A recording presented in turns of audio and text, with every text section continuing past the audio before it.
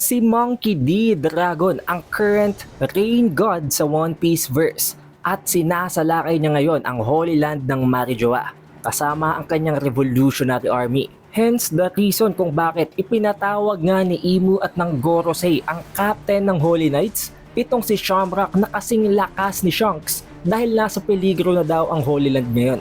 Dahil alam naman natin guys, before pumunta dito si Imu sa Elbaf, mas pinoproblema pa nilang sitwasyon sa Marijoa.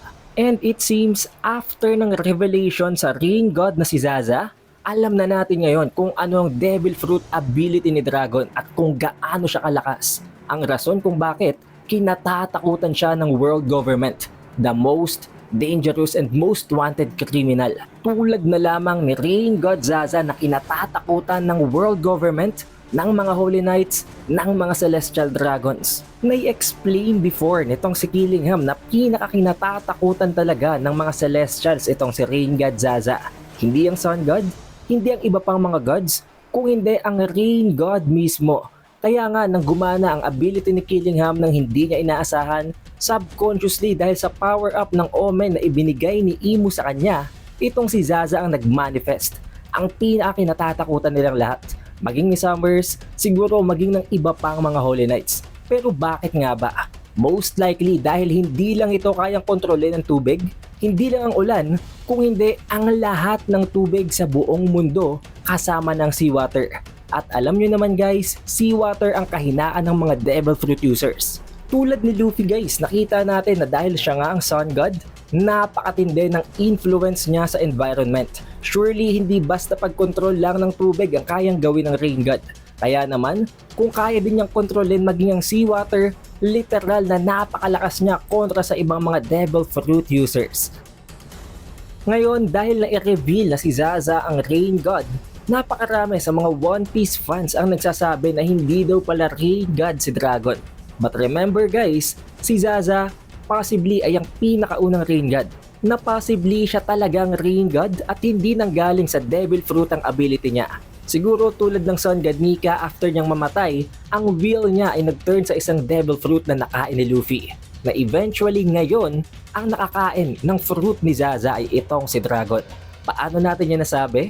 Noong mag-appear itong si Dragon sa Lug Town nang i-execute na sana ni Smoker ang kanyang anak na si Luffy, makikita natin doon guys na umuulan. Nagkakaroon ng storm, bumabagyo, napakatindi ng bugso ng hangin. Nakala natin noon guys, ang ability ni Dragon ay may kinalaman sa wind. However ngayon, na nakita natin ang tunay na pangalan ng Rain God na si Zaza, may connection. Napakalalim na connection. Dahil tulad ni Luffy na merong Drums of Liberation, merong sound effects sa pag-appear niya bilang si Sun God Nika, ito namang si Dragon ay may sarili din niyang sound effects na nagsasabi ng Zaza. What I mean is specifically ang nakabox na red na ito na sound effect, ang ibig sabihin nito guys ay Zaza. Yun ang sound effect ng pag-appear nitong si Dragon according sa context ng manga. At ngayon na na-reveal ang pangalan ng Rain God ay si Zaza, isa itong para bang napakalupet na foreshadowing. Not to mention, pinakakinatatakutan ng mga Celestial Dragons ng world government maging ng Holy Knights itong si Zaza. At ngayon, alam naman natin kung sino ang world's most heinous criminal. Walang iba kung hindi si Monkey D. Dragon din. Napakalupet na parallelism, hindi lamang sa sound effect, kung hindi maging ang pag-appear ni Dragon noon ay talagang nagpapakita ng malakas na ulan. Siguro ang malakas na hangin na yon ay nagsaserve lang bilang distraction para hindi natin ito basta-basta mapredict ng ganun kadali. Or maybe, baka na-awaken pa nga ito ni Dragon na maging ang overall weather ay kaya niya nang i-manipulate. Hindi lang ang tubig, hangin, at maging ang mga kidlat mula sa thunderstorms. And actually nga guys hindi lang ang pangalan ni Zaza ang pinagbabasehan natin ng sound effect na yon.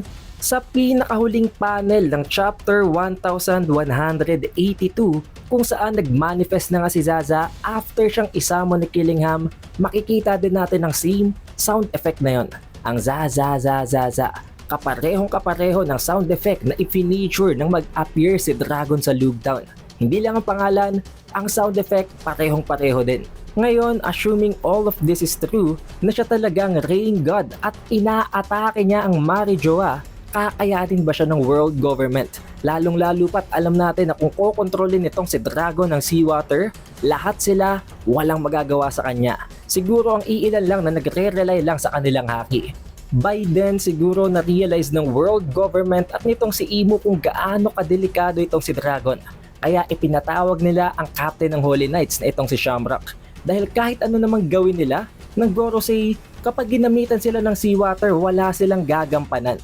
Siguro si Shamrock wala siyang devil fruit at ang devil fruit niya ay nakareside lamang sa kanyang weapon kaya hindi siya nung tatablan basta-basta. Dahil kung ang previews and common theories na baka nagre-rebelde lang, nagagalit at nagwawala lang ang mga celestial dragon kontra sa world government ang tunay na problema sa Marijoa, bakit pa nila kakailanganing ipatawag si Shamrock? Siguradong kakayanin nila yung handlein ng hindi kinakailangan si Shamrock, which means may threat na kinakailangang tapatan nila at si Shamrock ang isa sa magiging key weapon para magawa nila yon.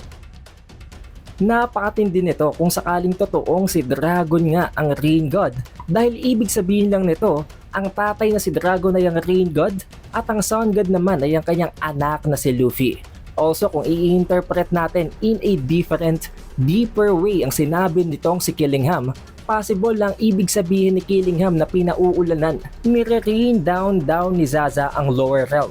Pwede natin itong i-interpret in a way na mag-fit ito dito kay Monkey D. Dragon at yun ay kung iisipin natin ang lower realm ay ang mas mababang races, ang itinuturing ng iba na basura, ang mga slaves tulad na lamang ng mga pinapasok nitong si Dragon sa Revolutionary Army. Dahil if you think of it, ang karamihan sa mga opisyal nitong si Dragon, mga wala na talagang kwenta noon.